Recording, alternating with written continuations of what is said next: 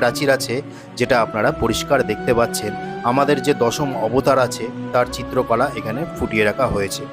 এবার আপনাদের মন্দিরের শ্রী বিগ্রহ দর্শন করাবো, সেটা আপনারা দেখুন। সম্পূর্ণ দক্ষিণ ভারতের তিরুপতি বালাজি মন্দিরে যেখানে ভগবান বিষ্ণু বিরাজমান আছে, ঠিক তেমনি এখানেও চতুর্ভুজ রূপে ভগবান শ্রীকৃষ্ণ বিরাজমান আছে, সেটা আপনারা এই দর্শন করুন।